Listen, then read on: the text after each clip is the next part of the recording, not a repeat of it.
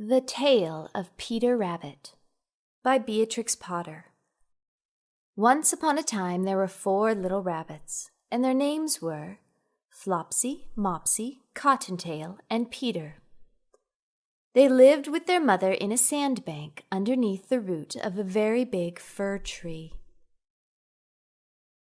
"Now, my dears," said old Mrs. Rabbit one morning, "you may go into the fields or down the lane, but don't go into Mr. Mcgregor's garden. Your father had an accident there. He was put in a pie by Mrs. Mcgregor. Now run along and don't get into mischief. I am going out." Then old Mrs. Rabbit took a basket and her umbrella and went through the wood to the baker's. She bought a loaf of brown bread and 5 currant buns. Flopsy, Mopsy, and Cottontail, who were good little bunnies, went down the lane to gather blackberries. But Peter, who was very naughty, ran straight away to Mr. Mcgregor's garden and squeezed under the gate. First he ate some lettuces and some French beans, and then he ate some radishes. And then, feeling rather sick, he went to look for some parsley. But round the end of a cucumber frame, whom should he meet but Mr. Mcgregor? Mr. Mcgregor was on his hands and knees planting out young cabbages, but he jumped up and ran after Peter, waving a rake and calling out, "Stop, thief!" Peter was most dreadfully frightened.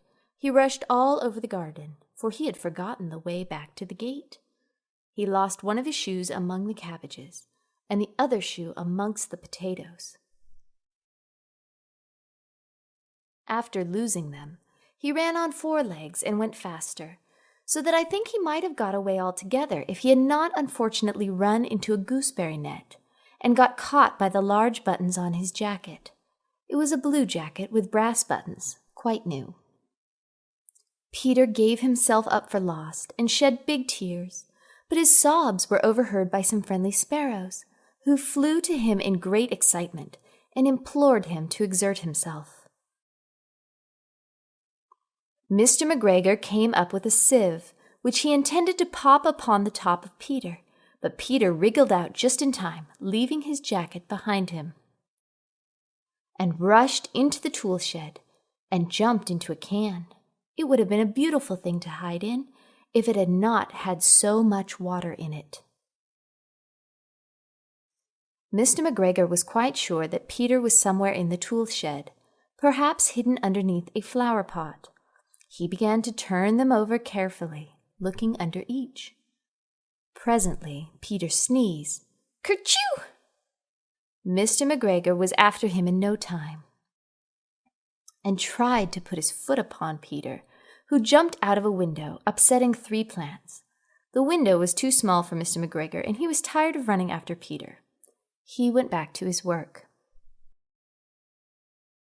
Peter sat down to rest. He was out of breath and trembling with fright, and he had not the least idea which way to go. Also, he was very damp with sitting in that can. After a time he began to wander about, going lippity-lippity, not very fast, and looking all around. He found a door in a wall, but it was locked, and there was no room for a fat little rabbit to squeeze underneath.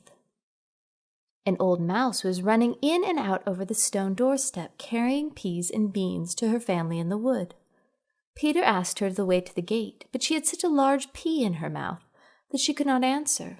She only shook her head at him. Peter began to cry. Then he tried to find his way straight across the garden, but he became more and more puzzled. Presently he came to a pond where Mr. Mcgregor filled his water cans. A white cat was staring at some goldfish. She sat very, very still, but now and then the tip of her tail twitched as if it were alive. Peter thought it best to go away without speaking to her. He had heard about cats from his cousin, little Benjamin Bunny. He went back toward the tool shed, but suddenly, quite close to him, he heard the noise of a hoe. Scritch, scratch, scratch, scritch. Peter scuttered underneath the bushes, but presently As nothing happened, he came out and climbed upon a wheelbarrow and peeped over.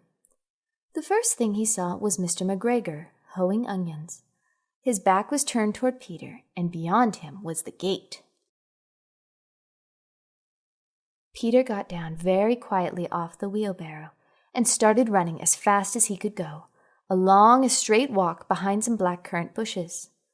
Mr. Mcgregor caught sight of him at the corner, but Peter did not care.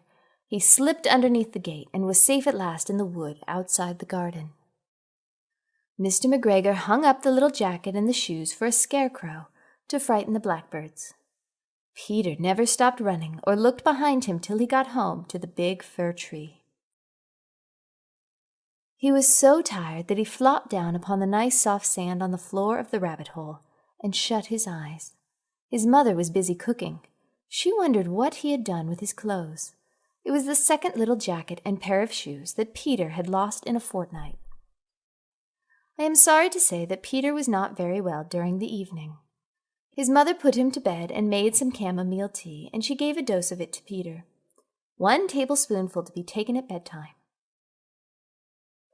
But Flopsy, Mopsy, and Cottontail had bread and milk and blackberries for supper.